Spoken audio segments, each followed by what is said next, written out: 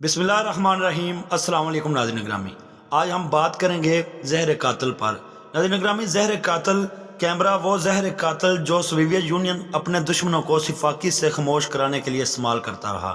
یہ ایک ایسا زہر ہوتا ہے جو خاموشی کے ساتھ اپنے دشمنوں کو دیا جائے تاکہ کسی کو سراغ بھی نہ مل سکے اور کسی کو پتہ بھی نہ چل سکے کہ یہ قتل کیسے ہوا ہے، کس لیے ہوا ہے۔ اس میں ہم تھوڑی سی تفصیل میں جاتے ہیں، ویڈیو کو لاسٹ تک دیکھیے گا۔ یہ کہا جاتا ہے کہ سن 1922 میں دل کا دورہ پڑنے کے بعد سوویت یونین کے پہلے رہنما ولادیمیر لینن اتنی تکالیف میں مبتلا تھے کہ انہوں نے اپنے جانشین جوزف اسٹالن سے کہا کہ وہ ان کو سائنائڈ دے دیں۔ اسٹالن نے تو انکار کر دیا، لیکن یہی وہ وقت تھا جب یہ معاملہ شروع ہوا۔ دوسروں کا دعویٰ یہ ہے کہ سن 1918 میں بالشوک انقلاب کے دوران جب لینن کو گولی ماری گئی تو ان کے ڈاکٹروں کا خیال تھا کہ یہ گولی زہریلی بھی تھی اور یہیں سے سازش شروع ہوئی، لیکن کچھ ذرائع اس بات پر متفق ہیں کہ کریملن کا زہر کا کارخانہ سن 1920 کی دہائی کے اوائل میں لینن کے حکم سے قائم کیا گیا تھا۔ اس تحقیق میں مرکز میں سوویت یونین اپنے دشمنوں کو ختم کرنے کے لیے نت نئے طریقے ایجاد کرتا تھا جن کا سراغ لگانا ناممکن تھا۔ خیال کیا جاتا ہے کہ اس کام کی ابتدا سوویت روس کی پہلی سیاسی اور فوجی انٹیلیجنس تنظیم سے ہوئی تھی، جس کا کام انقلاب کے خلاف کام کرنے والوں کا راستہ روکنا تھا۔ جس طرح سوویت خفیہ سروس کا نام بار بار بدلا گیا، اسے بھی نت نئے نام دیے گئے۔ پہلے اسے خصوصی دفتر کہا گیا اور بعد میں اس کی لیبارٹری کے مختلف نام رکھے گئے، جن میں لیبارٹری 1، لیبارٹری ایکس، لیبارٹری 12 جیسے نام بھی رکھے گئے۔ اسٹالن کے زمانے میں اسے کیمرہ یا دی چمبر کے نام سے جانا جاتا تھا۔ روسی زبان میں کیمرہ کا مطلب جیل ہے۔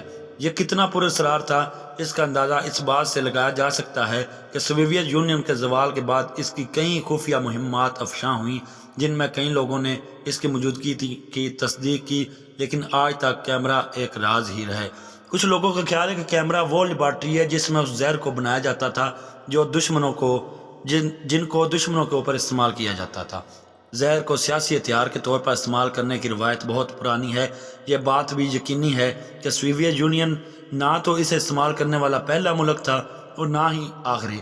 یاد رہے کہ سن 1960 میں امریکی خفیہ ایجنسی CIA نے کیوبا کے رہنما فیڈل کاسٹرو کو قتل کرنے کی منصوبہ بندی کی تھی، تو ایک طریقہ یہ بھی سوچا گیا تھا کہ ان کو ایک زہر بھرا سگار دیا جائے جس کو بوٹولینم زہر کہا جاتا ہے۔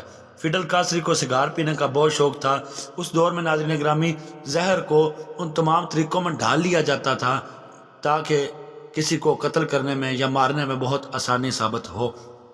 جب بھی کسی خاص شخص کو قتل کرنے کا منصوبہ بنایا گیا تو اس میں مہلک اور مؤثر زہر کا استعمال شامل ہے، ایسا زہر جو مار بھی دے اور سراغ بھی نہ لگے۔ کیمرہ کا مقصد ایک ایسا زہر تیار کرنا تھا جو بے ذائقہ ہو اور پوسٹ مارٹم میں اس کا پتہ نہ چل سکے تاکہ موت غیر فطری محسوس نہ ہو۔ سن 1957 میں سوویت مخالف مصنف لیو ربٹ کی موت دل کا دورہ پڑنے سے ہوئی تھی، یا یہ خیال کیا جاتا تھا کہ ان کی موت دل کا دورہ پڑنے سے ہوئی اور ایسے ہوئی کہ ان کو کوئی زہر دیا گیا ہو۔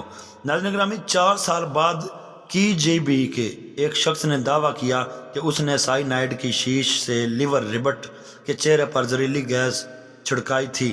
ایک اور سیاستدان ریڈنگ لیمپ پر چھڑکائے گئے زہر سے ہلاک ہوئے۔ بلب سے نکلنے والی گرمی کی وجہ سے وہ زہر پورے کمرے میں پھیل گیا تھا۔ KGB کے ایجنٹس نے سوڈیم فلورائڈ کا بھی استعمال کیا، جو ایک مخصوص خوراک میں استعمال کیا جاتا ہے۔ ناظرین گرامی، موت کی وجہ معلوم نہیں ہو سکتی اس استعمال سے۔ اس کی وجہ یہ ہے کہ بہت سے لوگ اسے اپنی عام زندگی میں استعمال کرتے ہیں اور یہ ان کے خون میں پہلے سے ہی موجود ہوتا ہے۔